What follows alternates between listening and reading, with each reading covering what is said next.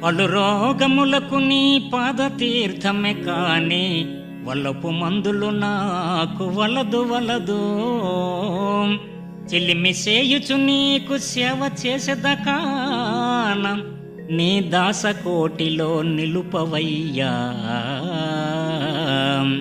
గ్రహ భయంబునకు చక్రము తలచెద కాని ఘోర రక్షలు కట్ట కోరనయ్యా. పాము కాటుకు నిన్ను భజన చేసెదగాని దాని మంత్రము నేను తలపనయ్యా. దొరికితివి నాకు దండి వైద్యుడవు నీవు, 1000 కష్టాలు వచ్చి నన్ వెరవనయ్యా.